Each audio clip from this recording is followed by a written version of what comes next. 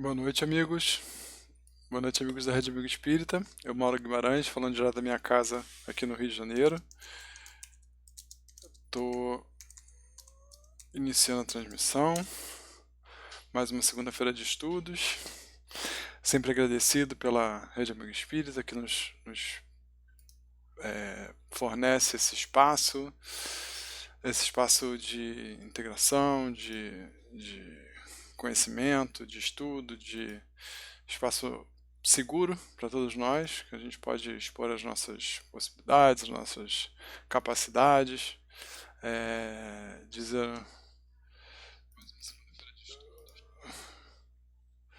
Pronto, já vi aqui que no Facebook, no YouTube começou.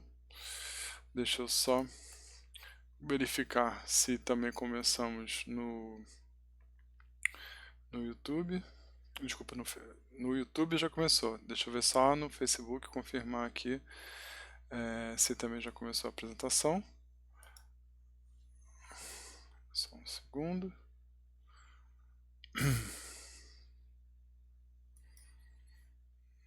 Um segundinho.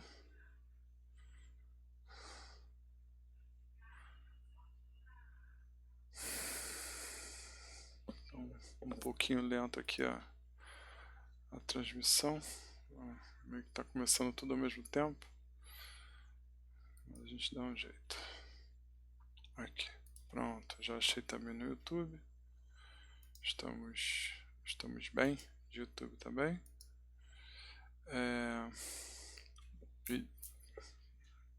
De Facebook só. Hoje a Rádio Amigo Espírita que resolveu dar um trabalhinho, mas vou ver se eu consigo resolver aqui.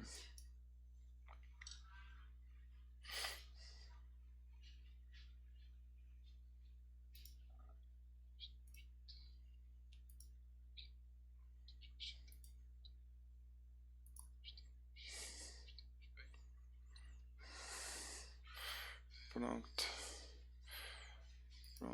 Estamos.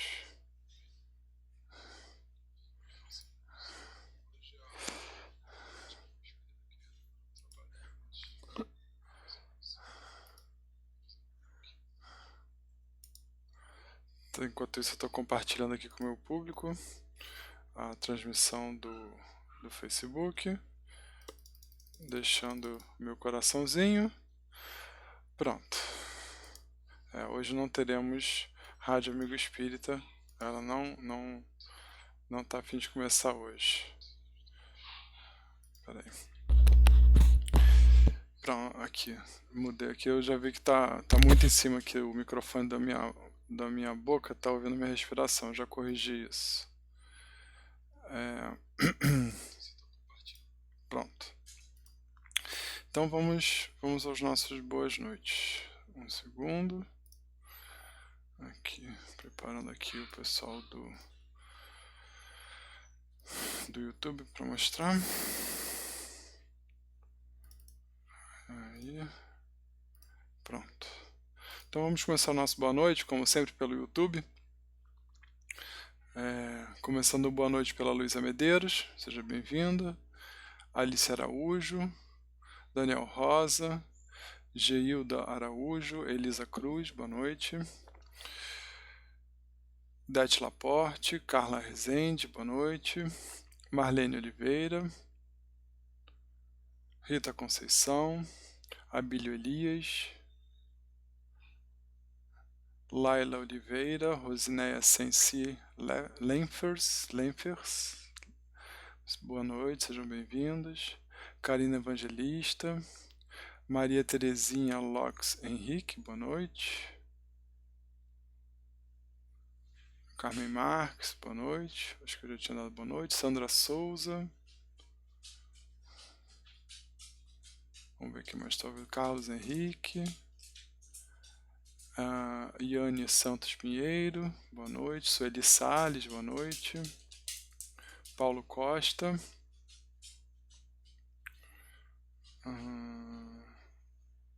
Maria Nova Melo, boa noite. Luiz Carlos Apolinário, boa noite. E Reinaldo HR de Souza, boa noite. Esse é o pessoal que está ao vivo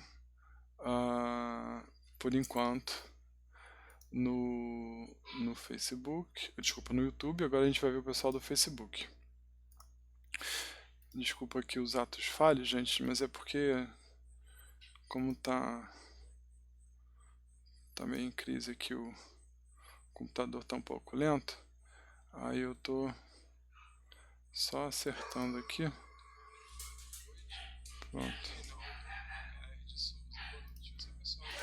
Pronto. Agora vamos dar uma boa noite pro pessoal que tá no Facebook. Vou mostrar para vocês. Um segundo.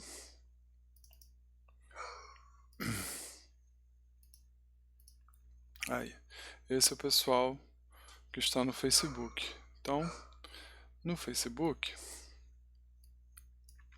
boa noite a Luísa Marques Medeiros, que também está no YouTube, Sheila Mendonça, boa noite, Neuza Helena, Neuza Morales, Suzana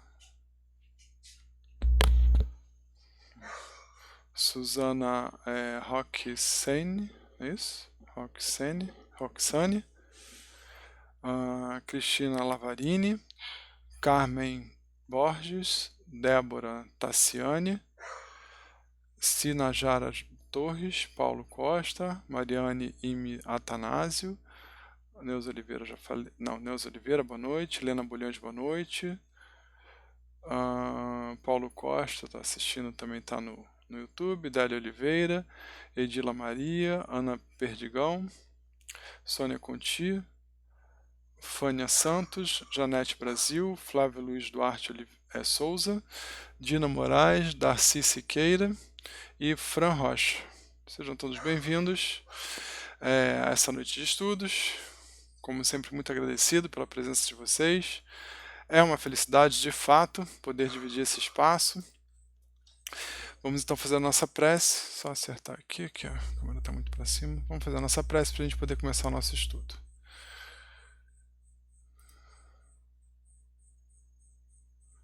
Só um segundinho.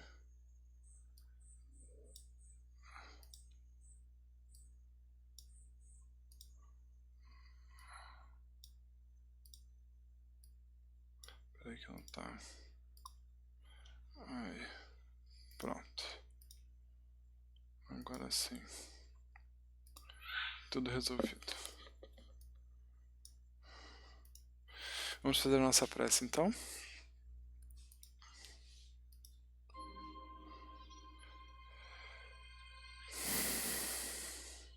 Querido Deus, amado Mestre Jesus, queridos mentores e amigos espirituais que se encontram conosco nesse momento, estamos todos aqui reunidos em nome de Deus, em nome de Jesus, agradecidos por essa oportunidade, agradecidos por esses queridos mentores espirituais que se encontram conosco nesse momento, com o objetivo de estudo, de ajudar-nos no estudo, nas nossas ideias e conclusões. Agradecidos também aos amigos espirituais que estão aqui conosco para aprender, para estudar, assim como nós. Agradecidos aos nossos mentores e anjos guardiões pessoais que estão também sempre conosco, sempre presentes. A nossa oportunidade de estarmos juntos, a nossa vontade de estarmos aqui, tudo isso nos faz muito felizes, Senhor. Por quê? Porque somos uma grande família e a tecnologia, fonte da inspiração, do alto, com certeza, que nos une, que nos ajuda a ter essa maior compreensão dessa grande família que é a vida em Jesus, que é a vida na Terra.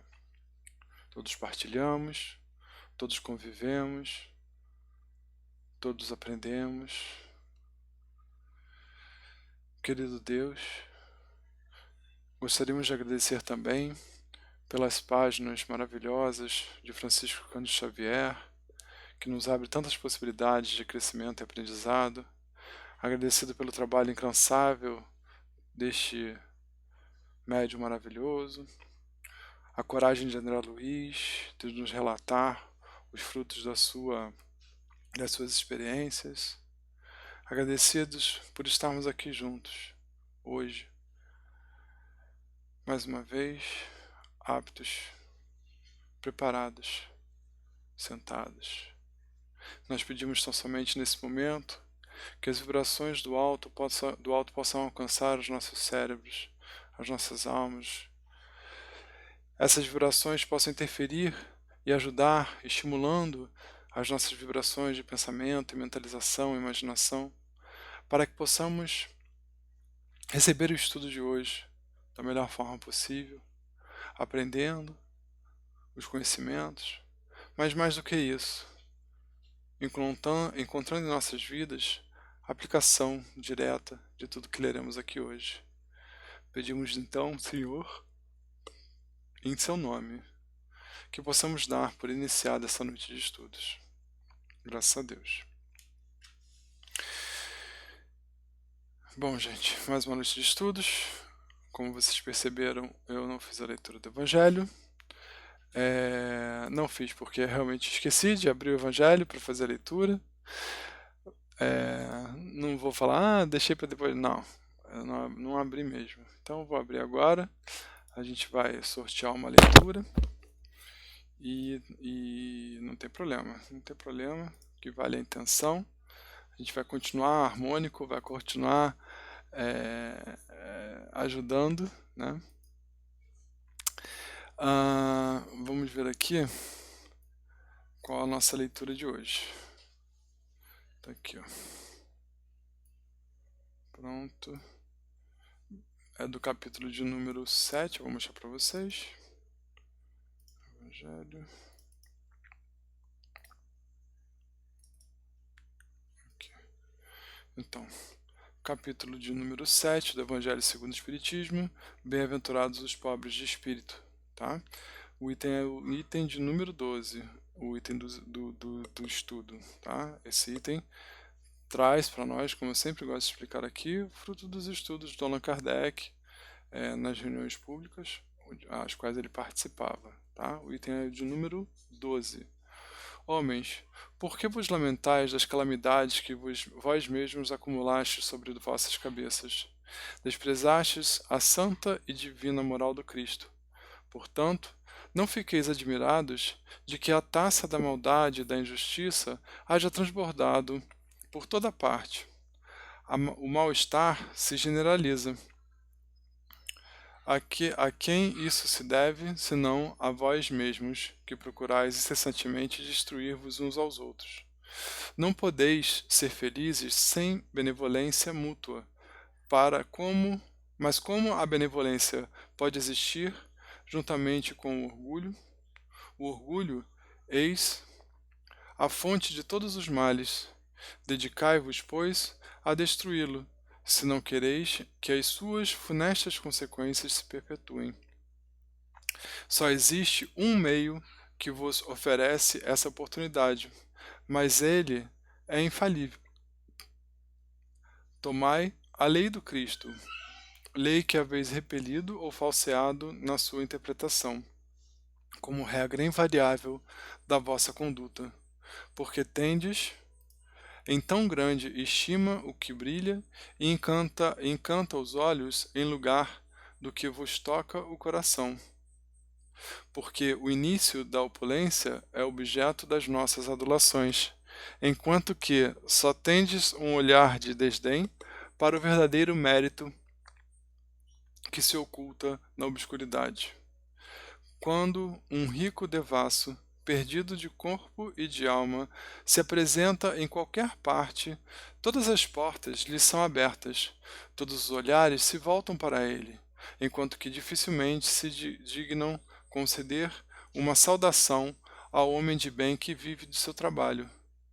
Quando a consideração que se concede às pessoas é medida pelo ouro que possuem, o mesmo nome que ou pelo nome que trazem, que interesse elas podem ter em corrigirem-se de seus defeitos? Seria totalmente diferente? Seria só um instantinho, só ajustar aqui. Seria totalmente diferente Se o vício dourado, assim como o vício andrajoso, fosse combatido pela opinião pública, mas o orgulhoso é indulgente com tudo o que o lisonjeia. Século de cupidez e de dinheiro dizeis. Sem dúvida, mas por que deixastes as necessidades materiais se sobreporem ao bom senso e à razão? Por que cada um quer se elevar acima do seu semelhante? Hoje a sociedade sofre as consequências desse fato. Não esqueçais que um tal estado de coisas sempre é um sinal de decadência moral, quando o orgulho exige os últimos limites e o indício de uma queda próxima, porque Deus sempre pune os orgulhosos. Se às vezes os deixa subir, é para lhes dar tempo para refletir e para se emendarem sobre os golpes que de tempos em tempos ele desferem em seu orgulho para diverti-los. Mas, em lugar de se humilharem, eles se revoltam. Então, quando chega um certo limite, ele os derruba completamente e sua queda é tanto mais terrível quanto mais alto tenham se elevado. Pobre raça humana, cujo egoísmo corrompeu todos os caminhos, apesar de tudo, recupera a coragem. Em sua misericórdia infinita, Deus envia um poderoso remédio para teus males, um socorro inesperado para a tua aflição. Abre os olhos para a luz, eis as almas daqueles que não vivem mais na terra e que vêm te lembrar os teus verdadeiros deveres. Eles se dirão com a autoridade da experiência quanto às vaidades e às grandezas da vossa passageira existência. São insignificantes diante da eternidade. Eles te dirão que lá o maior será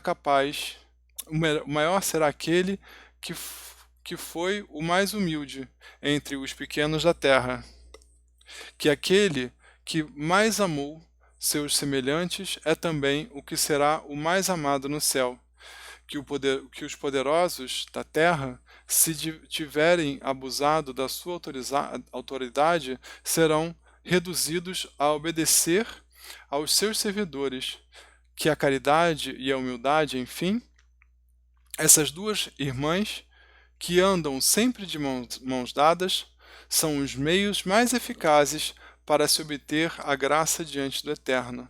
Adolfo, bispo de Alger, Armand, 1862.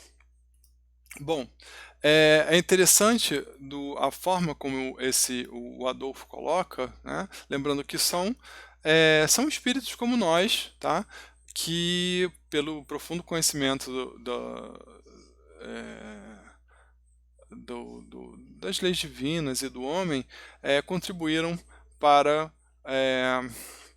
para ditar o Evangelho segundo o Espiritismo, e muitas vezes o seu ditado ele vem com o teor da sua experiência, da sua vida, da sua individualidade. Então aqui às vezes o bispo de Alger, o Adolfo, né, ele se coloca com posições muito duras e às vezes de compreensão para a gente assim um pouco, nossa, né?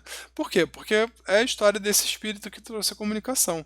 Mas o conteúdo é muito interessante, tá? Por exemplo, essa que fala, né, pobre raça humana cujo egoísmo corrompeu todos os caminhos apesar de recuperar a coragem. Isso está muito certo, tá? Mas olha que interessante, se olhar aqui atrás um pouquinho, lembre que esses são espíritos como nós, tá bom? Ele fala assim, isso aqui é fruto da história dele, ele tem uma história dentro do quê? Da religião católica, né? Olha só, quando o orgulho atinge os últimos limites, peraí, desculpa, aqui. Quando o orgulho atinge os últimos limites e é um indício de uma queda próxima, porque Deus sempre pune os orgulhosos. E aí vem aquela pergunta, será que Deus pune mesmo? Será que Ele vai olhar um por um e vai se dar esse tempo? Né? A gente hoje em dia tem uma interpretação um pouco diferente. Me permito dizer que as leis de Deus elas são tão perfeitas que na estrutura do universo a punição é simplesmente a consequência dos atos. É o famoso processo que nos leva ao reparar, ao aprendizado, tá? Então, mas né, nessa época, 1862, quando ele editou essa obra, as percepções de Deus, de filosofia, da psicologia, da própria religião, ainda eram as percepções de certa forma dogmáticas das religiões que viviam naquela época. Então, um pouco mais duras, um pouco mais pesadas, um pouco mais rígidas, porque ele era um homem do seu tempo. Eu sempre falo isso. A gente precisa relativizar porque ele era um homem do seu tempo e ele fala da realidade que ele conhecia, tá bom? Vamos dar um pulo rapidinho no bate-papo, só para a gente ver se tem alguma participação em relação a. Pois é, a Liana está falando, Deus não pune ninguém, Deus é amor. Eu concordo contigo. E aí era justamente isso que eu queria mostrar aqui, acabei não mostrando. Deixa eu voltar rapidinho aqui no texto do Evangelho para mostrar, olha só. Aqui, ó. Pobre. Aqui, olha só. Pobre raça humana, cujo egoísmo corrompeu todos os caminhos, apesar de tudo. Recupera a coragem. Só um segundo, gente.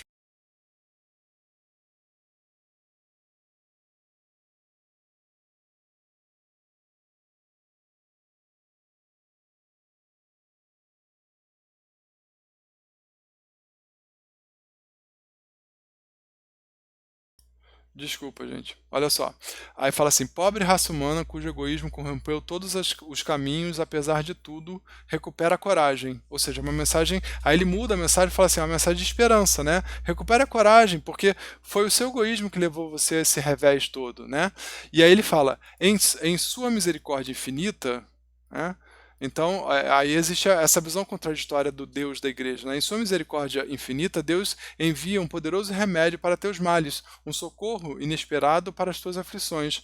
Abre a luz, abra os olhos para a luz, eis as almas daqueles que vivem mais na terra e que não vivem mais na terra e que vêm te lembrar de teus verdadeiros deveres. Então, você vê que ele ainda está em desenvolvimento das suas próprias ideias e que os pensamentos, por isso, assim como os nossos em muitos casos, são contraditórios, tá? Por quê? Porque a gente ainda está firmando uma opinião e é por isso que a gente precisa aprender aos pouquinhos a expor a nossa opinião, justamente para a gente ir desenvolvendo a nossa argumentação, aprimorando a forma de pensar e de agir. Então eu marquei aqui justamente a parte onde a Lena Bulhões está lembrando que Deus não pune ninguém, Deus é amor, tá? É, eu sei que tem pessoas assim um pouco mais antigas que falam assim, poxa, o Mauro está questionando, criticando o Evangelho. Não, eu não estou criticando. Eu estou só mostrando que o Evangelho foi escrito, assim como o Novo Testamento, o Antigo Testamento, ele foi escrito por seres humanos, tá? Que como a gente vem estudando nesse livro, apesar de escreverem inspirados, às vezes psicografarem, clarividência, como no caso do João Evangelista, ele está passando para nós, ele está descrevendo a experiência que ele tem daquele caso, daquela história, daquilo que ele está vendo. E isso tem uma certa interpretação, entenderam? É, bom, deixa eu olhar no chat aqui rapidinho para ver se tem algum comentário também em relação à nossa leitura do Evangelho. Deixa eu ver aqui onde. Aqui, paramos aqui. Pessoal confraternizando.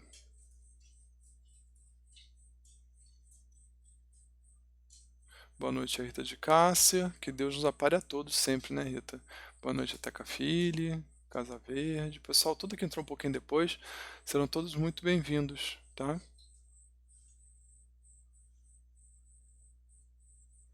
O João Hoffman tá de Casa Verde agora. Tudo bem, João? Tá sumido, hein, cara? Legal que você tá por aqui de novo. Vamos lá. Hum, A Anne falou meu nome, Mauro, me chamou. O que foi?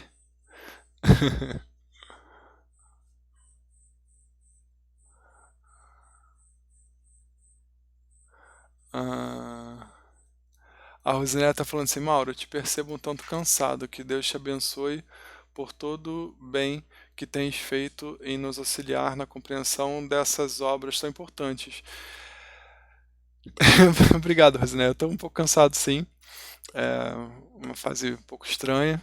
Como vocês sabem também, né, e também feliz, né, que eu tô com meus netinhos, os filhotinhos dos meus caninos aí, são 9 agora, né, eram 10, a gente está buscando doação para os caninos.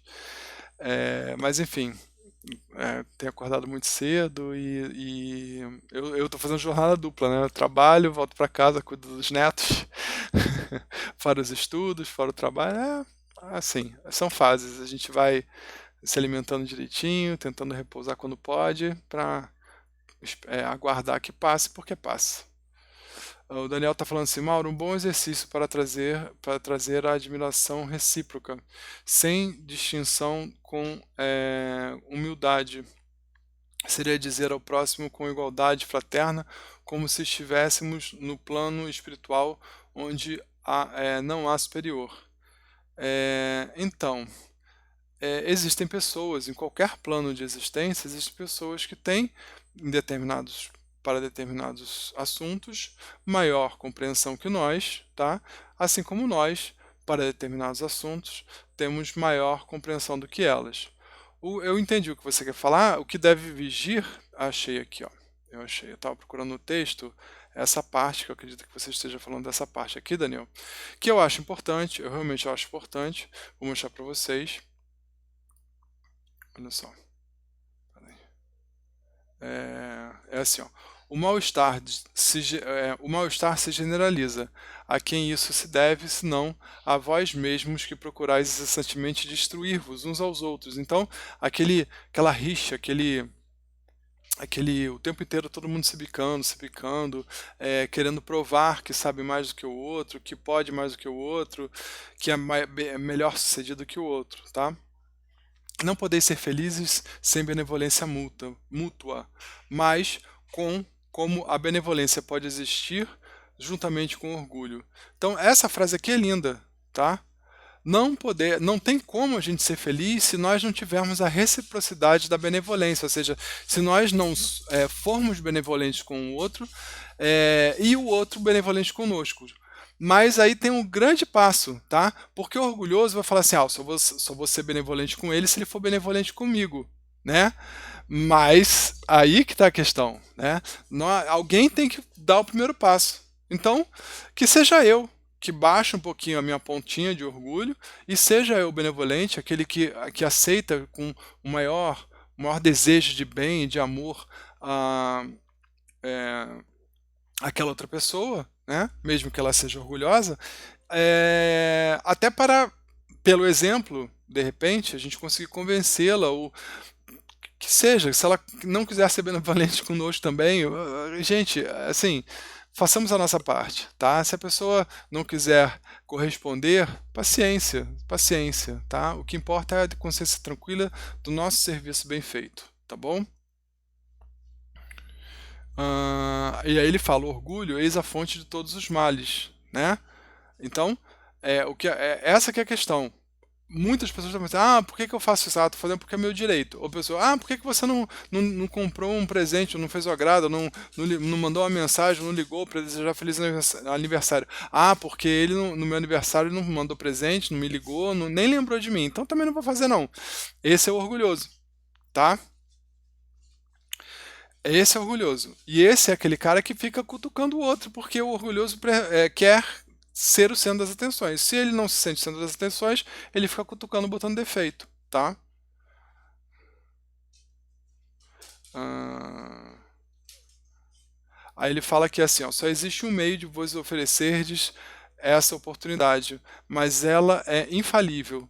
tomar a lei de Cristo, lei que haveis repelido ou falseada na sua interpretação, como regra invariável da vossa conduta. Então, é justamente essa reforma íntima, onde a gente reforma, inclusive, o nosso ponto de vista diante das leis do Cristo, as leis que foram vivenciadas por Ele, para que a gente possa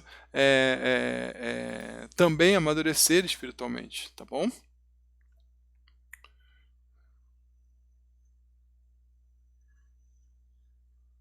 E,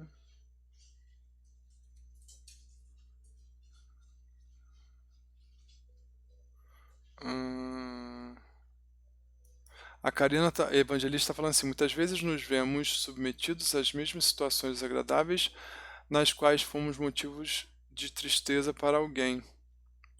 Ah, sim, isso não é punição, tá? É simplesmente uma lei de atração, onde nós, por um sentimento inconsciente de culpa, porque a consciência divina está dentro de todos nós, acabamos atraindo uma situação onde intimamente e no início ainda inconscientemente nos sentimos culpados é, pela, pelo feito, né? E acabamos atraindo para nós aquela situação também, tá? Hum.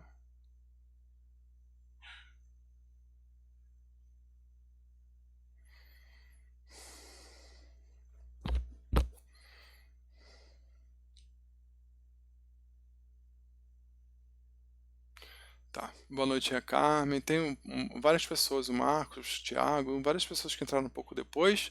Sejam todos muito bem-vindos. Sintam-se super à vontade para fazer as participações, tá?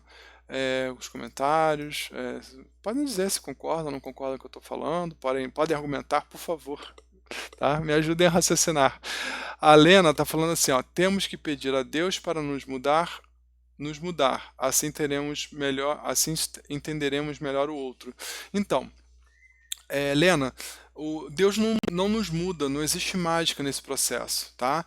Nós temos que pedir a Deus a inspiração para encontrarmos os bons caminhos, certo? Através do quê? Através das nossas tentativas e erros. Então, se você perceber a prece que eu fiz, eu pedi iluminação para nós, porque como a evolução é pessoal, somos nós a percebermos aos poucos, de acordo com a nossa experiência, os melhores caminhos, tá bom? Então, o que que Deus nos dá? Nos dá luz, inspiração, conhecimento. Assim, filosoficamente, Deus nos dá luz e graça, tá? Luz é o conhecimento e a graça divina, a graça de Deus, é a oportunidade de aplicação, tá? Do conhecimento. Tudo bem? Vamos lá. Deixa eu ver aqui se no chat tem mais alguma. Se não tiver, a gente parte para o capítulo. Tá. Só um segundinho. Então hoje estamos de capítulo novo, tá? O capítulo de hoje, só um segundo. Peraí. Só um segundinho.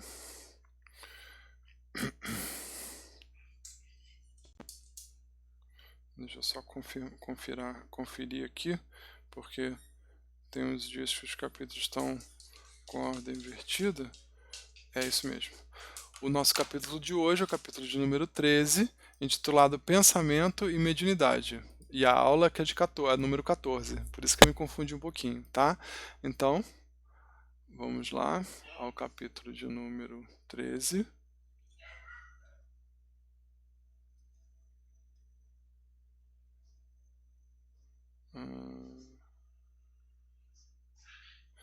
Não, não é esse não. Esse aqui foi o capítulo que a gente discutiu na semana passada, viu? Foi o que eu falei pra vocês.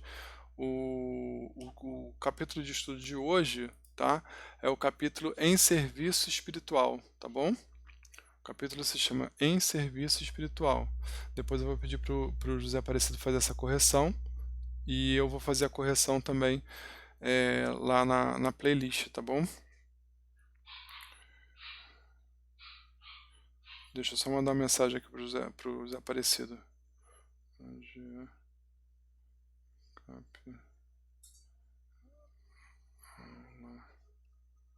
15, cap 14, em serviço. E pior que nem foi culpa do José, não. Fui eu mesmo que ele me perguntou ontem e eu me enganei na hora de passar no serviço espiritual. Pois tem que trocar. Pronto. Desculpa aí no meio aqui, senão depois eu esqueço também. Então, vamos para o nosso capítulo de número 14, chamado Em Serviço Espiritual. Não, fiquem tranquilos, a gente vai trocar isso, tá bom? Aqui. Evangelho, apresentação. Aqui. Pronto. Estamos aí.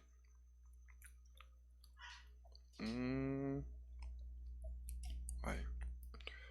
Só ajeitar aqui. Tá grandão, né? Senão não vai caber. Diminui mais um pouquinho.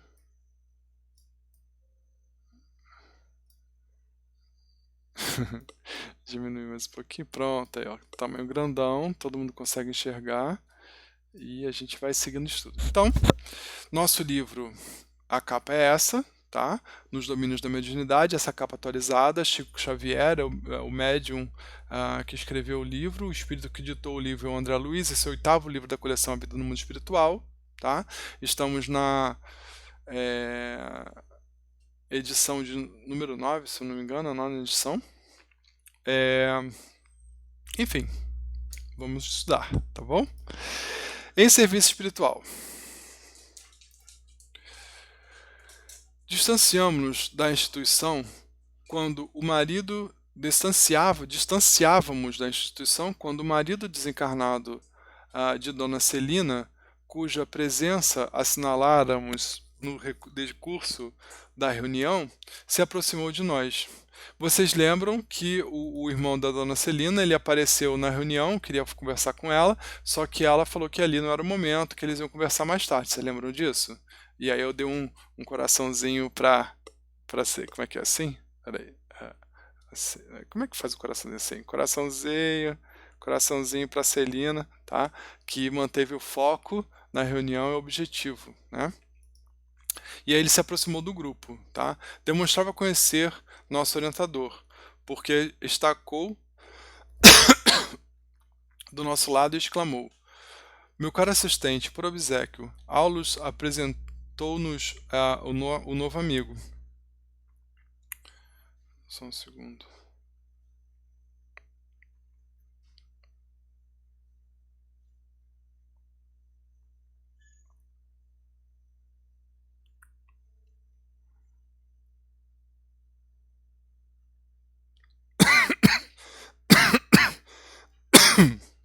Desculpa, gente.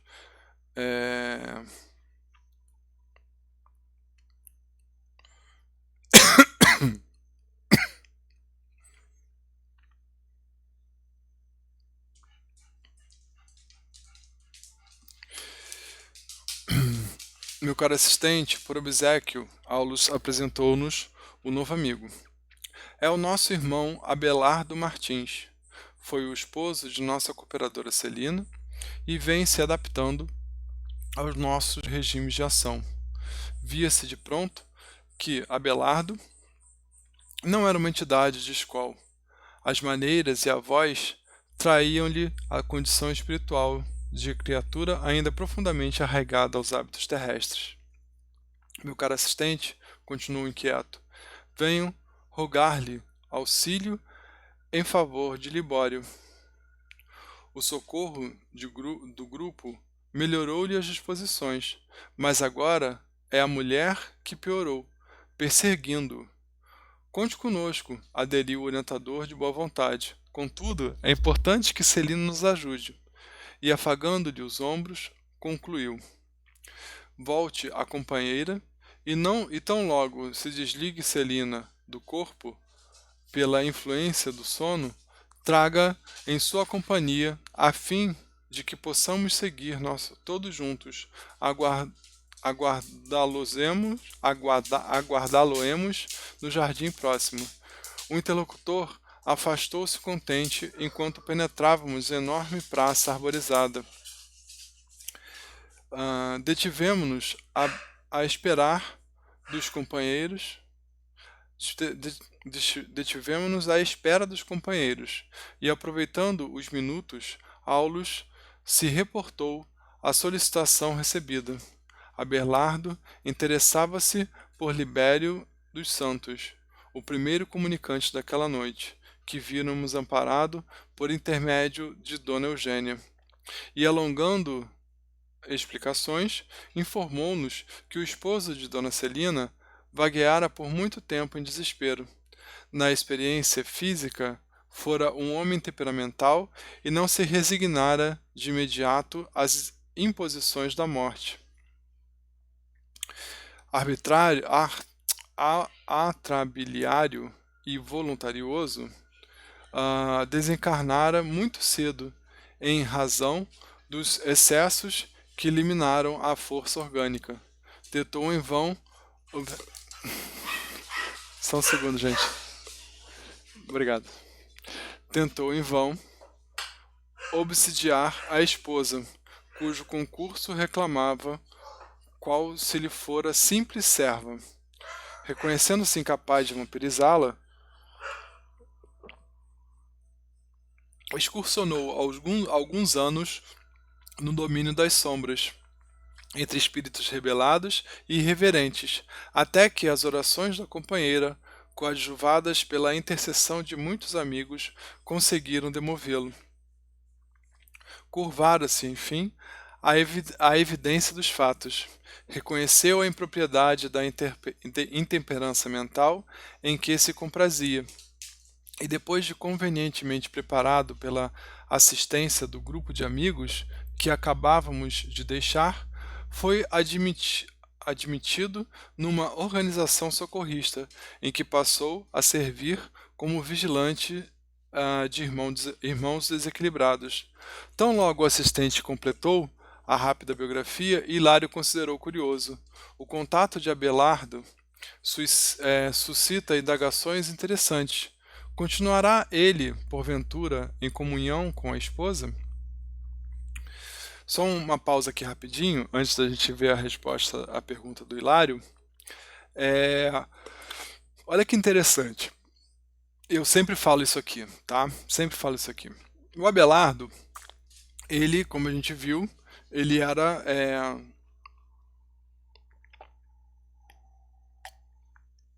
ele não apresentava as mesmas características de equilíbrio e tenacidade da Celina, certo? Que era a sua esposa, tá bom?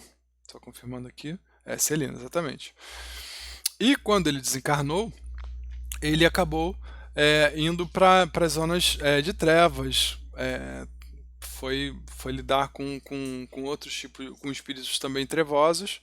Ele tentou obsediar a esposa, mas a esposa, trabalhadora espírita, fazia preces e tudo mais, ele não conseguiu. Então ele ficou lá com esses obsessores, nessas regiões de trevas, até que ele conseguiu, por intermédio dos amigos espirituais da Celina, e beneficiando-se das preces da Celina, ele conseguiu melhorar o seu padrão mental, e agora ele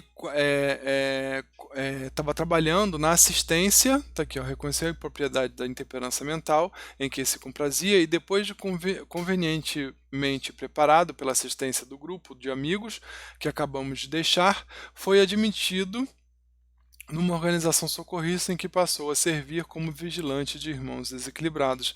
Então olha que interessante, né? Ele era um desequilibrado,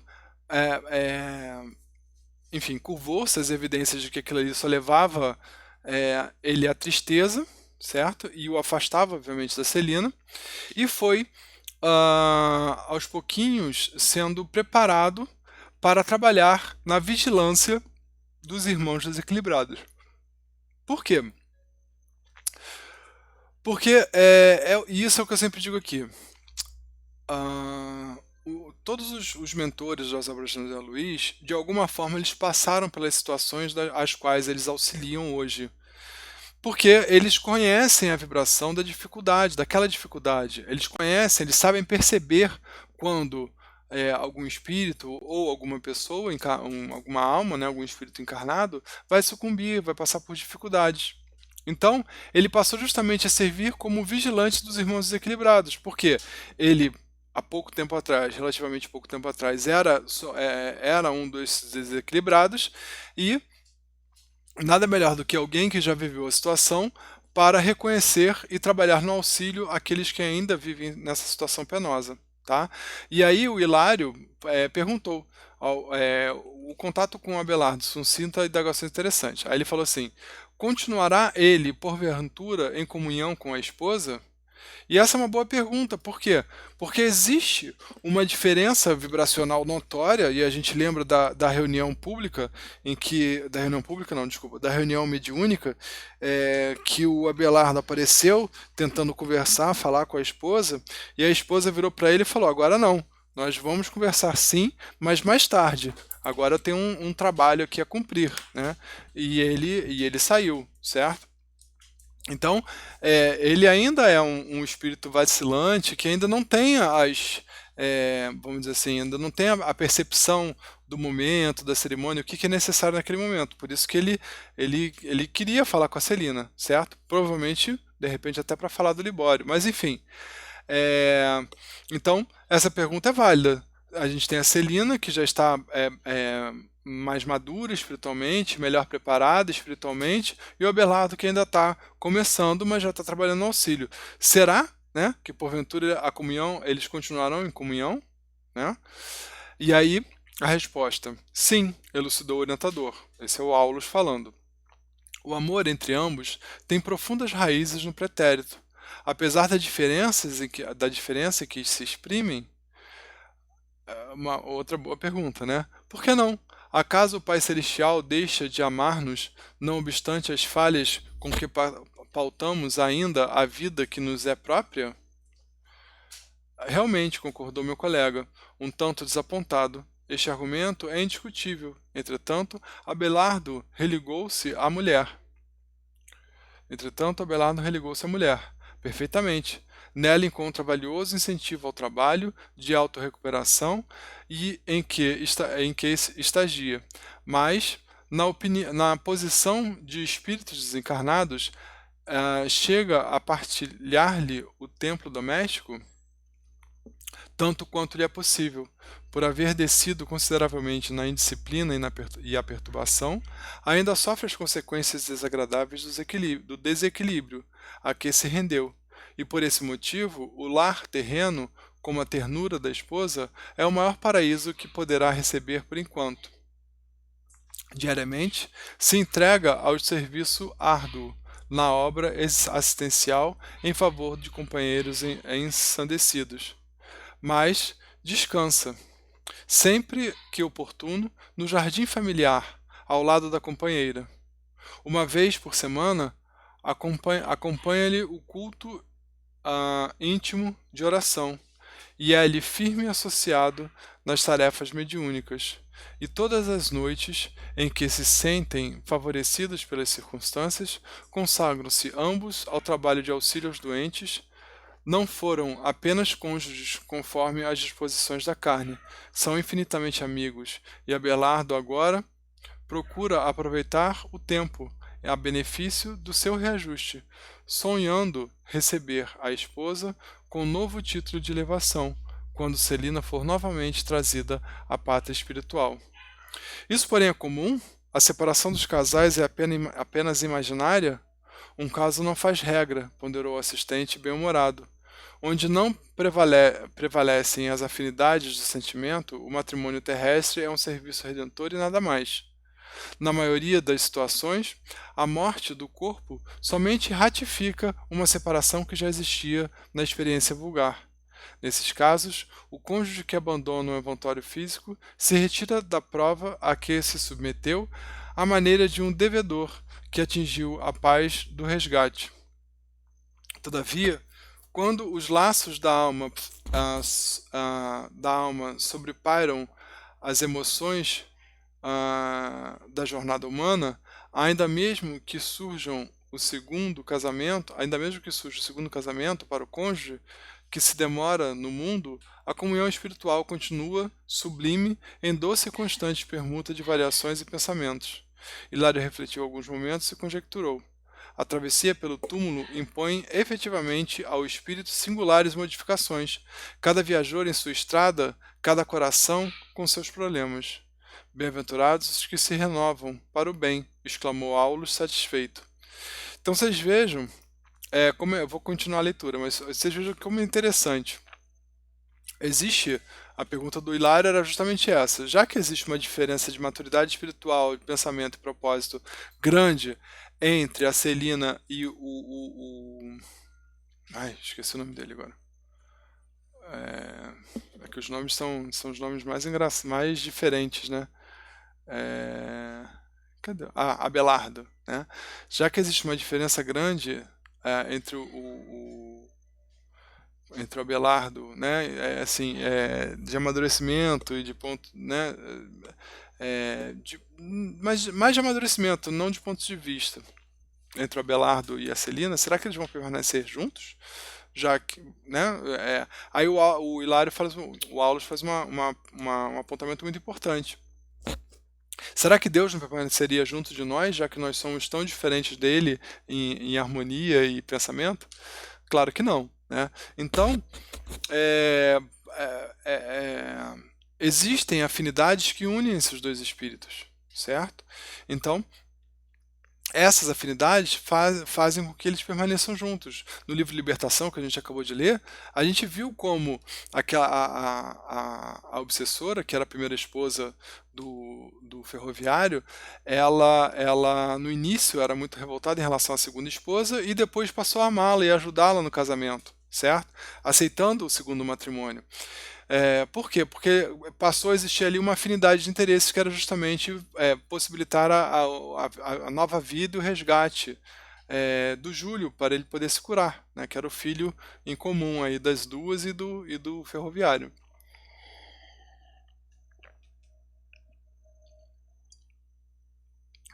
Então, quando existe afinidade, amizade profunda, firmeza de propósitos, né? Não é firmeza de propósitos, mas semelhança de propósitos, a vibração é a mesma, mesmo sendo espíritos com é, é, é, algumas diferenças e teores vibracionais um pouco diferentes. Mesmo assim, eles permanecem juntos.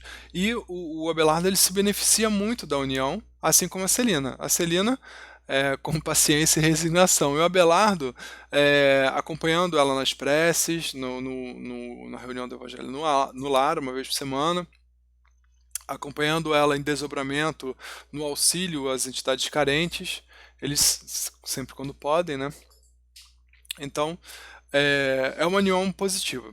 Agora, quando não existe afinidade entre o casal, é como se o desencarnar fosse o libertar de uma prisão.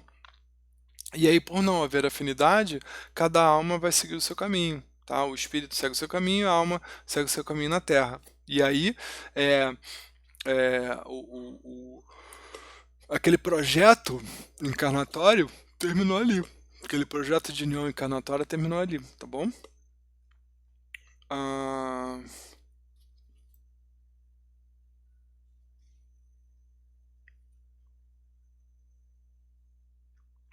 Deixa eu ver só onde a gente parou aqui.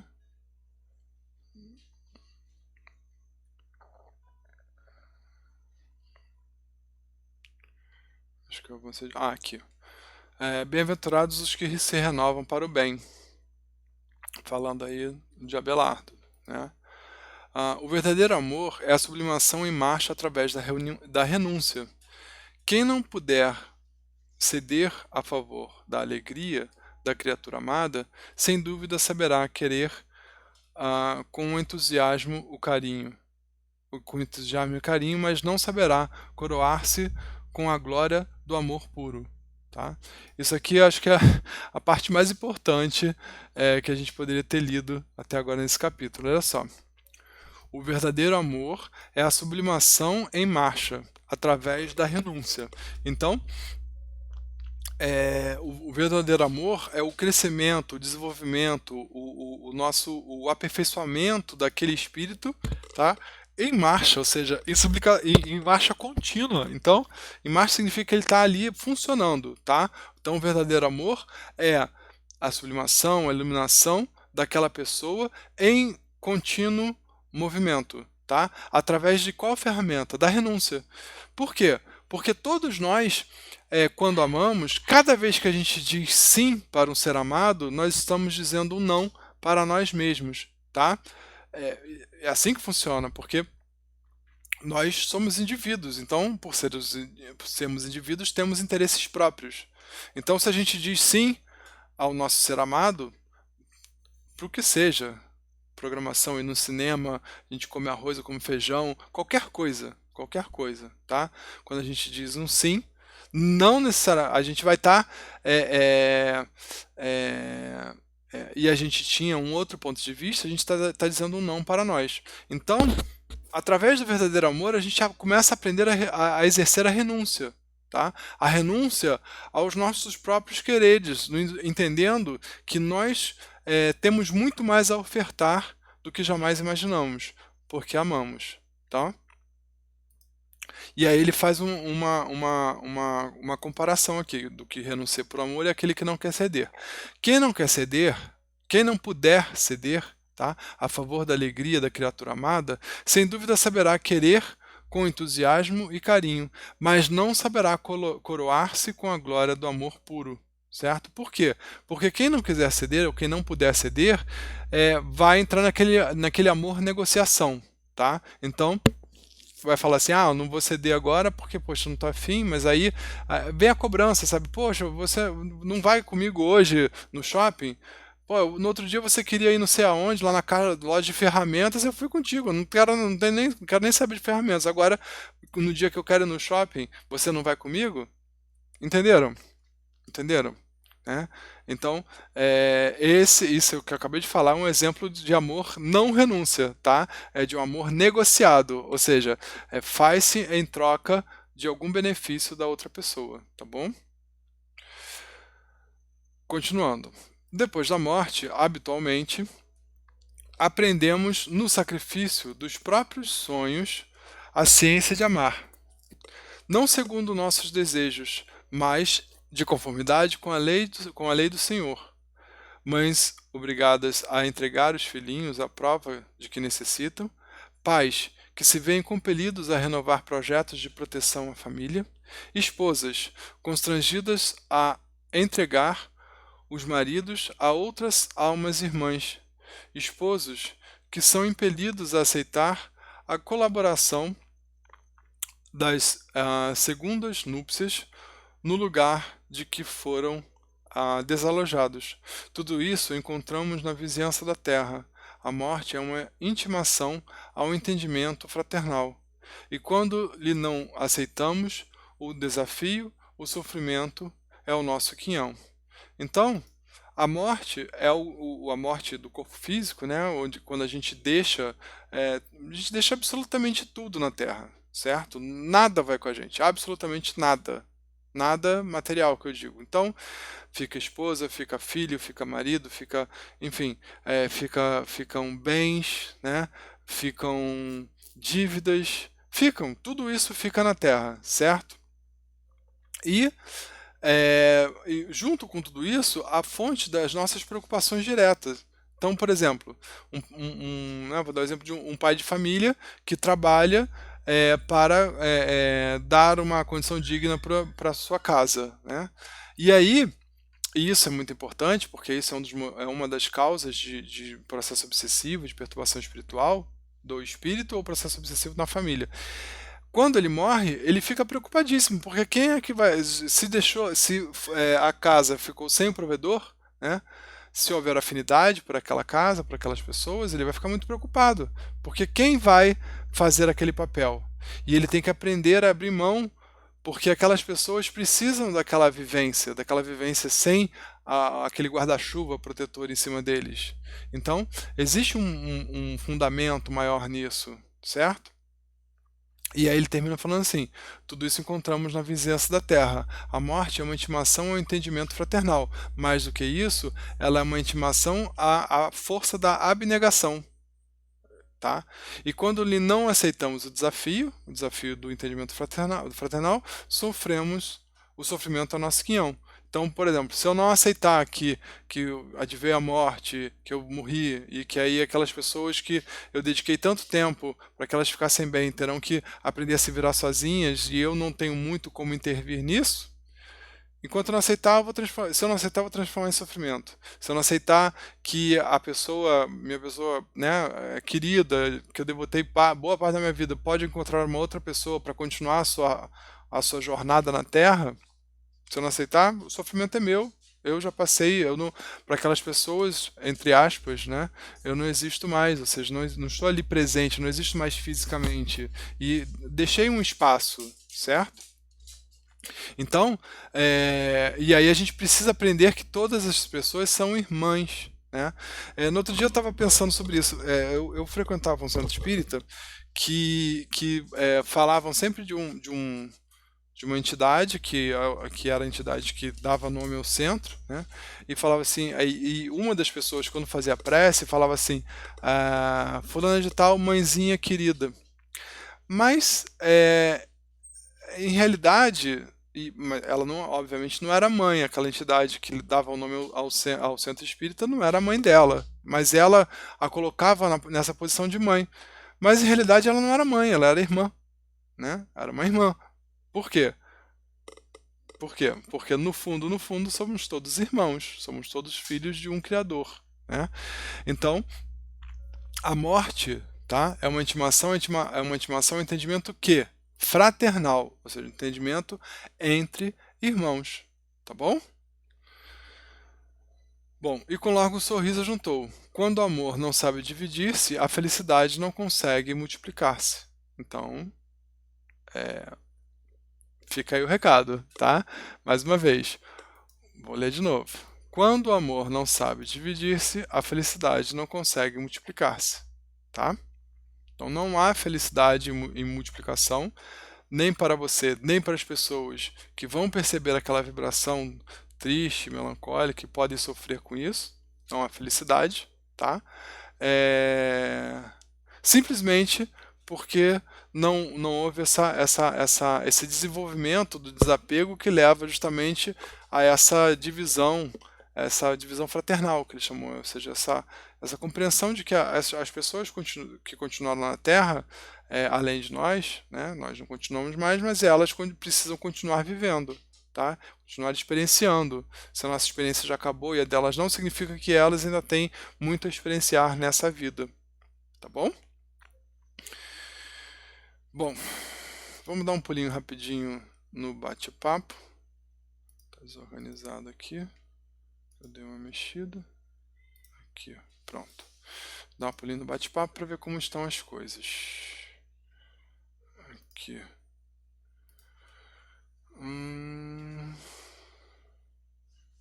Peraí.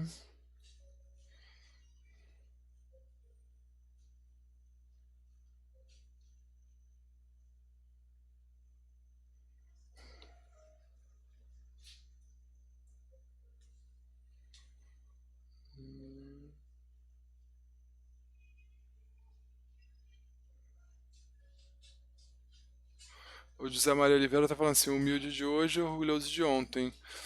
Isso serve para todos nós, né, José Maria? A gente aprende aos pouquinhos aí domando esse nosso orgulho, aí transformando, fazendo uma transmutação dessa energia orgulho para a energia humildade.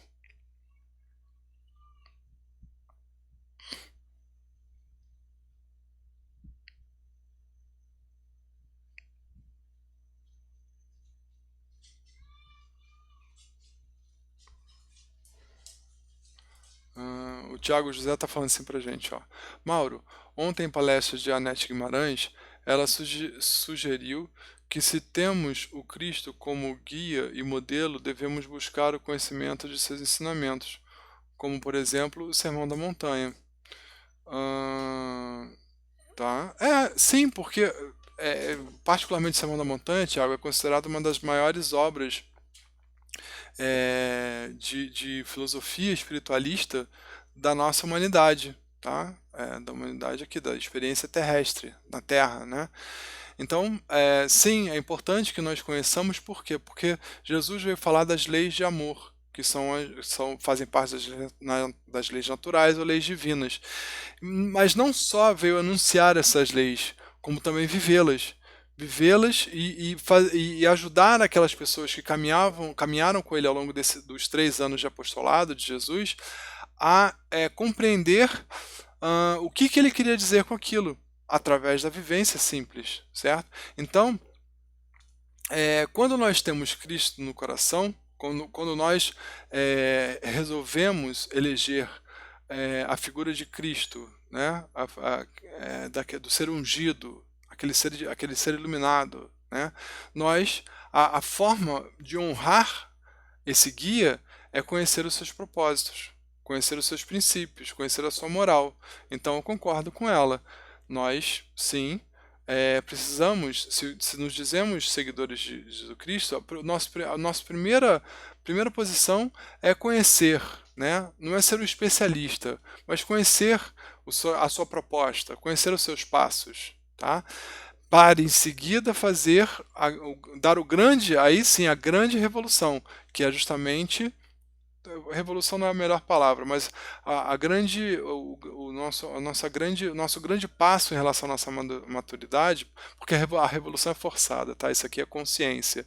Quando a gente toma consciência de que nós, para nos aproximarmos de Cristo e dessa imagem crística, que nós todos tendemos a ela, nós todos em algum momento da nossa existência seremos Cristos também, teremos esse título do Cristo, do ungido, do Messias, né?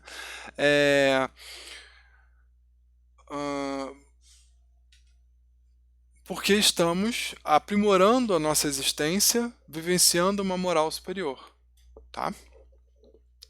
Vamos lá.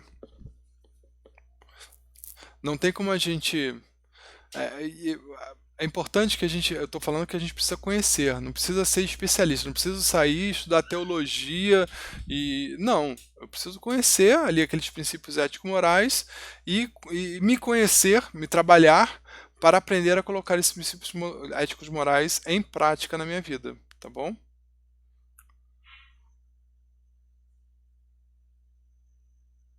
Vamos lá. Obrigado aí pelo auxílio da Alice. É o 14, né? Eu acabei percebendo depois. Realmente que era o capítulo 14, que é esse que a gente está lendo, né? É esse que a gente está lendo, né? É isso que a gente está lendo, né? Só conferindo aqui. Capítulo. Sim, capítulo 14. Esse vídeo pessoal, pô, Alice, tá me deixando na dúvida aí. Tô eu aqui na dúvida se estou no capítulo certo. Vamos lá, continuando.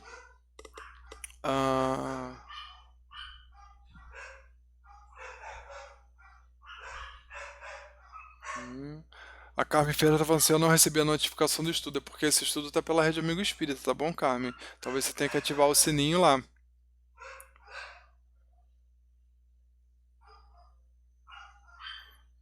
A Yane que tinha falado, Mauro, era boa noite, tudo bem. Eu achei que você estava me chamando para perguntar alguma coisa. Boa noite, Yane, boa noite. Estamos aqui com a trilha sonora dos meus cachorros no fundo também.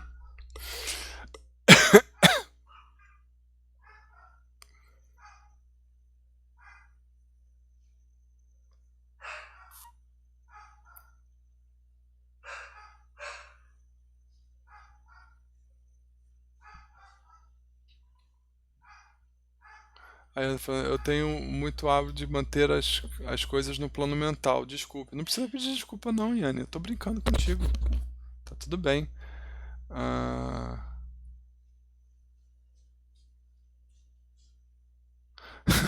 Ao invés de escrever, você pensou, tudo bem. Tá tranquilo. Não se estresse.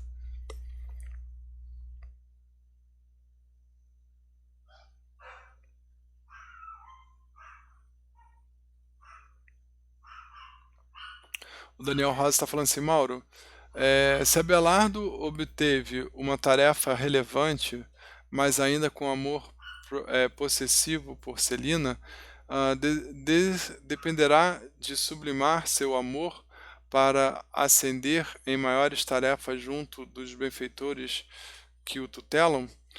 É, Vamos lá, assim, eu não acredito que nesse momento o amor dele seja mais amor possessivo. Nesse momento o que eles curtem é uma grande amizade. Graças às faculdades da Celina, eles puderam manter a relação deles, mesmo o Abelardo estando no mundo espiritual. Existe ainda uma imaturidade do Abelardo que leva ele a uma certa. é, ahn, Como é que eu vou chamar isso? Deixa eu ver aqui. Uma certa precipitação, né? Então a Celina estava lá na reunião mediúnica e aí ele apareceu lá e queria falar com ela. E a Celina, não, Abelardo, aqui não é a hora. Nesse momento eu estou dedicado a esse serviço aqui, tá? E o Abelardo, ele está em desenvolvimento e a parte do desenvolvimento dele é justamente vigiar e conviver com pessoas em dor, porque existe forma mais difícil de você aprender se você está melhorando ou não do que você conviver com aquelas pessoas que estão potencialmente predispostas ou potencialmente tropeçando e você ficar ali justamente percebendo o momento em que aquela pessoa vai tropeçar para você buscar auxílio ou auxiliá-la, e isso obviamente reverte para ele. Existe essa reciprocidade. Então, o Abelardo ele está aprendendo com pessoas que vacilaram como ele e não vacilar mais. Tá bom? É por isso que a gente muitas vezes precisa repetir e repetir e repetir certo ensinamento, mesmo que as pessoas perguntem várias vezes a mesma coisa, a gente precisa repetir porque às vezes quem está precisando escutar somos nós. Né? Eu escuto muito as palestras do Divaldo, muito mesmo. E uma das coisas que me impressiona é que ele já dá palestra há mais de 70 anos. E vendo palestras mais antigas, mais novas, como certos temas são recorrentes. Ele repete infinitas vezes a mesma questão do Livro dos Espíritos, os pontos de vista. Obviamente, a linguagem ela vai se modernizando, os exemplos, a, a, o, o momento histórico em que se vive quando certo tema vai ser abordado, tudo isso vai mudando, mas o questionamento é o mesmo, certo? Então, não significa porque eu li uma vez o Livro dos Espíritos, que eu não vou ler nunca mais. Porque cada vez que eu voltar ao Livro dos Espíritos, eu vou ser uma nova pessoa e o meu ponto de vista vai abrir outras portas. Então eu vou interpretar de uma forma diferente. O próprio Divaldo, ele já leu o Livro dos Espíritos 52 vezes, de cabo a rabo. Né? 52 vezes. Por quê? Porque cada vez que a gente lê o Livro dos Espíritos, é uma nova surpresa, porque os nossos passos adiante fazem com que a gente enxergue aquelas respostas de uma forma diferente, com mais profundidade, com maior. Com mais camadas, enxerga as camadas mais profundas daqueles textos, tá bom? Então, tanto a Celina quanto o Abelardo, eles estão trabalhando na sublimação do amor. O amor do Abelardo, como eu falei, ele não é mais possessivo. Então, quando eles perceberam que muito mais do que o amor passional, eles tinham uma grande amizade, um companheirismo entre eles, isso é a sublimação do amor. Tá bom? E no caso da ascensão a maiores tarefas, não é só sublimar o amor, mas sim a compreensão maior do andamento das coisas, o respeito aos processos, ser mais paciente, tratar e trabalhar com menos afobação, tudo isso faz parte das virtudes necessárias para, além de muita experiência e estudo, né, para as próximas tarefas mais complexas. Tá? A Lavínia está falando assim. O evangelho que foi lido no início do estudo tem tudo a ver com o momento que estamos vivenciando aqui no Espírito Santo, Minas e Rio de Janeiro. Sim, tem tudo a ver. hoje de manhã eu estava refletindo sobre isso também, Lavínia. Como é possível que todos os anos a mesma coisa, a mesma história, a mesma cadastro? Não é possível imaginar que não se possa prever isso com toda a tecnologia que a gente tem, com novas construções, enfim, com, né, com engenharia, com tudo que a gente conhece, ou se de fato é necessário que isso aconteça para que ele exista algum benefício. Eu não sei, mas é muito estranho. E aí é justamente essa percepção. Quando nós agimos com benevolência e baixamos o nosso orgulho, com humildade, entramos na casa do outro para ver as suas necessidades e mais do que isso, não queremos tirar a pessoa do seu recanto, mas dar a ele uma vida segura e digna, assim como nós temos a nossa reciprocidade, nós valorizamos e temos a nossa, nós vamos vendo essas catástrofes de uma forma diferente. O Daniel está falando assim: o que estamos vivendo no Brasil com casais em que o homem não aceita a rejeição, com a mulher separando, sendo intimada, ameaçada, mostraria a carência de amor sublimado como nesse capítulo, em realidade mostraria a carência de amor de uma forma total. Isso aí que você está falando, essas pessoas elas não amam, elas é, é, consideram amor a posse dessas pessoas. Eles se sentem os donos dessa pessoa. Então não tem nada a ver com amor. Isso é posse. As pessoas são como se fossem bens. Então, essas pessoas não estão nem estão no rudimento do amor ainda, certo? Como, por exemplo, a pessoa que ama o seu carro. Então, ele ama o carro por quê? Porque ele ama o brilho, o motor, o barulho, o jeito, o trabalho. Esse amor é um amor posse. Esse amor é um amor por algo que ele lutou para conquistar, certo?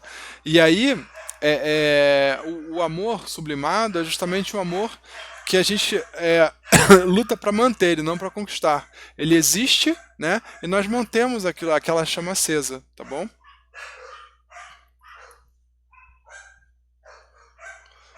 A Carmen está falando assim: para mim ainda não tenho maturidade para entender como um filho que você passa mais de 20 anos vivendo em função de criá-lo e depois que ele cresce, ele simplesmente se afasta totalmente. Pois é, Carmen, é justamente essa que é a questão. Você passou mais de 20 anos vivendo em função daquilo. E em realidade você deixou a sua função principal, que é a sua vida, tá? Para viver em função de uma outra vida, que não é a sua, e que tem todos os direitos de viver, né, da forma que ela quer, que aquela pessoa quer ou entende como boa, independentemente disso estar magoando ou não a outras pessoas.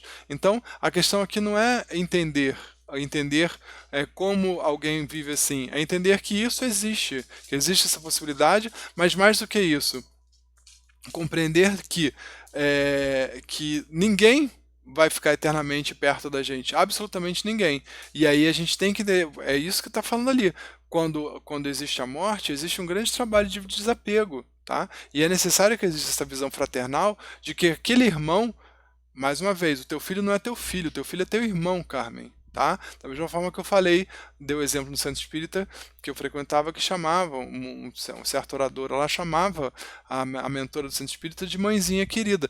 E não é, porque ela é irmã querida. Assim como seu filho é seu irmão querido, ele não é seu filho. Você sim fez a gestação, né? E foi o anjo tutelar, vamos dizer, foi a pessoa tutelada para viabilizar a vinda do seu irmão na Terra, seu irmão, tá?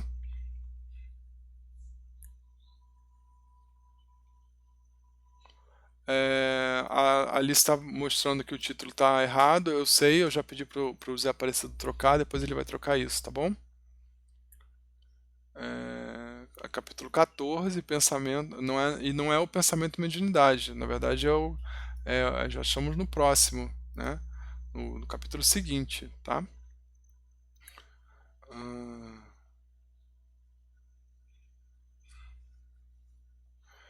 Ah, a Luísa Medeiros está falando assim: camiseta tem um texto de Gandhi que inicia assim: nossos filhos não são nossos filhos, eles pertencem ao amanhã. Então esse texto não é do Gandhi não, é do Khalil Gibran, tá? O Gandhi citou esse texto, mas ele é do Khalil Gibran.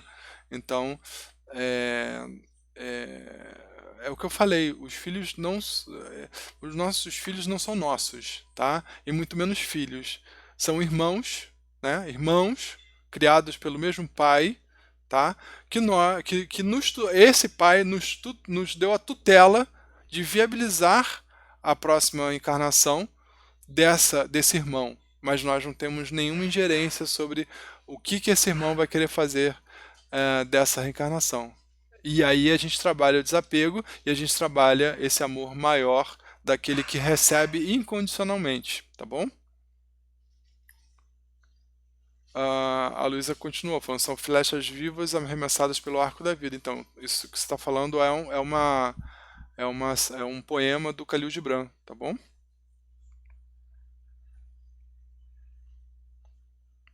Boa noite, ao Gabriel, tá? Parabéns a todos vocês que estão aqui junto comigo, tá bom? Esse bate-papo a gente tenta a maior informalidade possível, todo mundo participa. Sou eu o único a falar, por isso que eu vivo tossindo tomando água. Mas eu vou lendo o que vocês estão falando, pensando e a gente vai conversando, tá?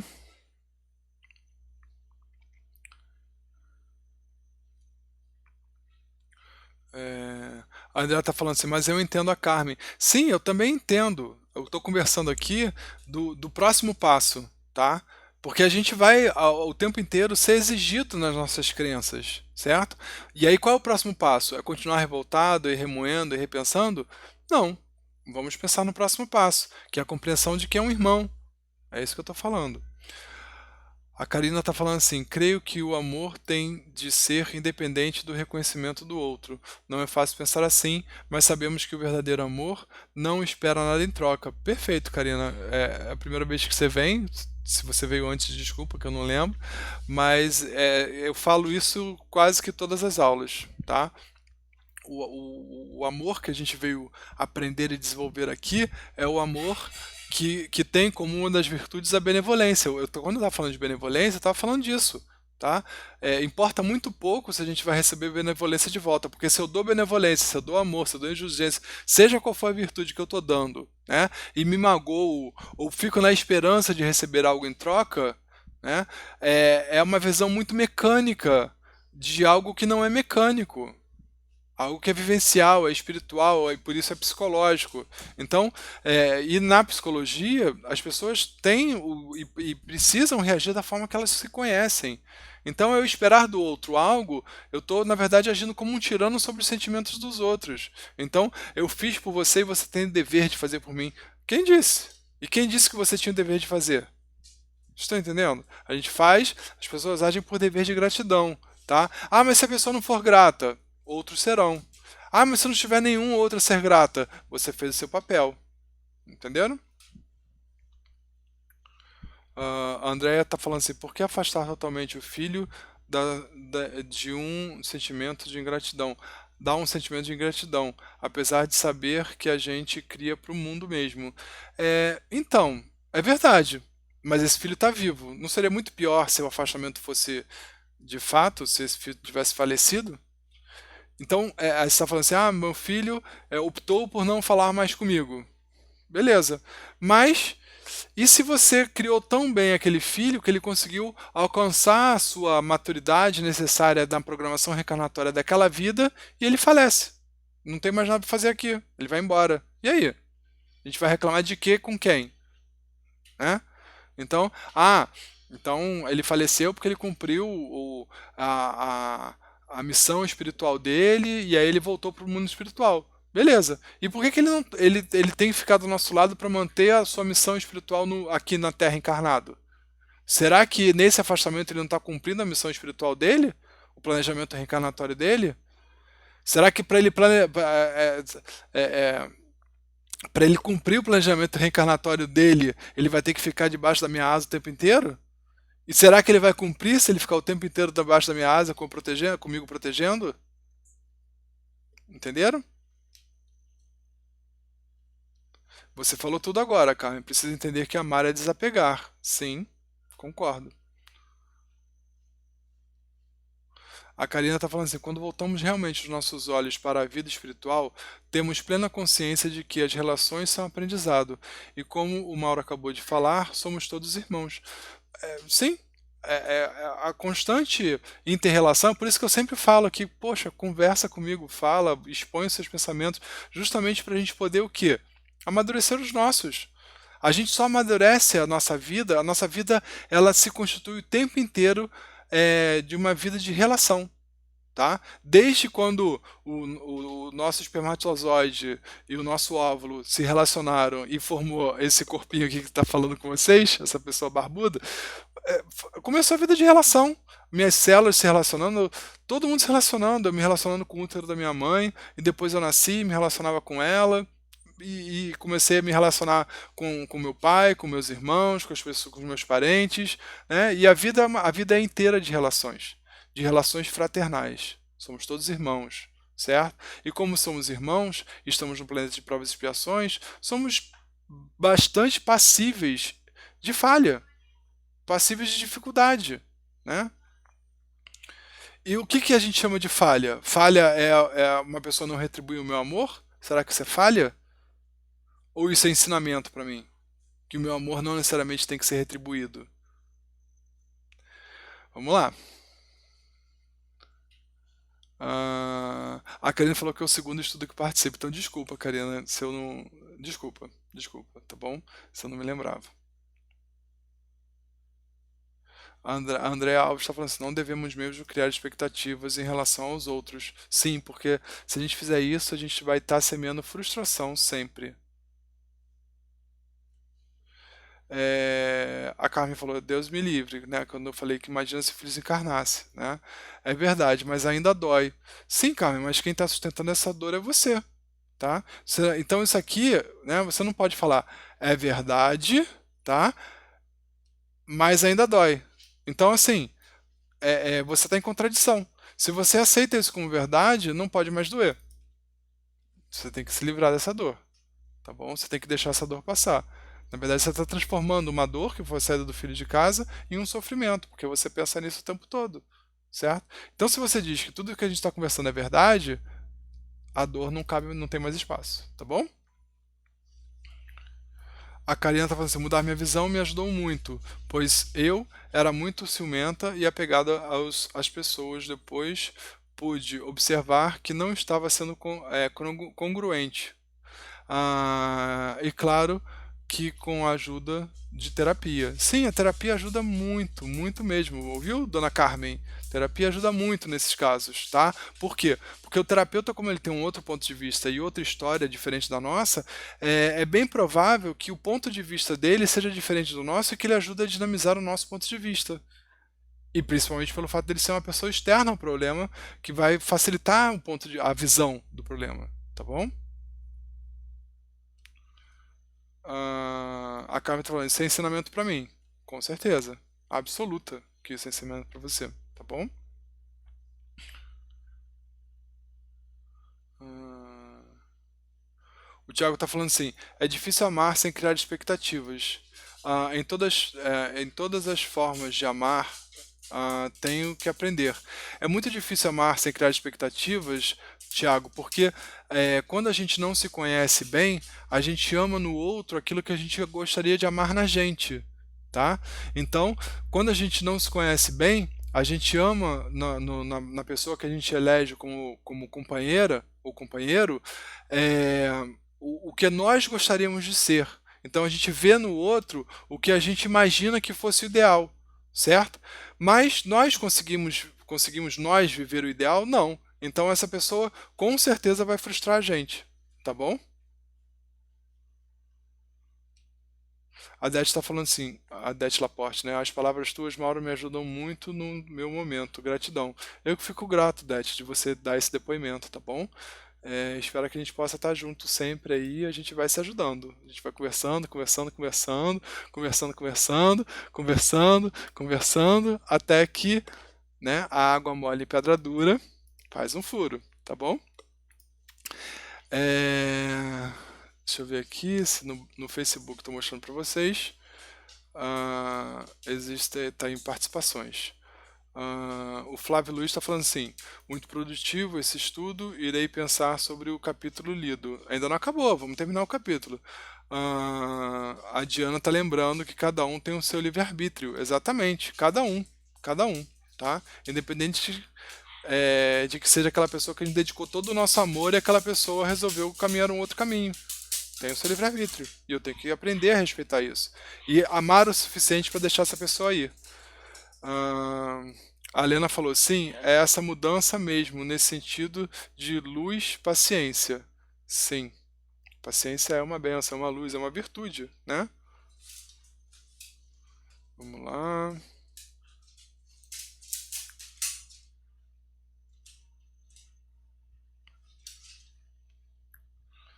Tá. Vamos então voltar. Aqui tem mais umas participaçõezinhas. Deixa eu voltar antes da gente terminar a leitura do capítulo. É,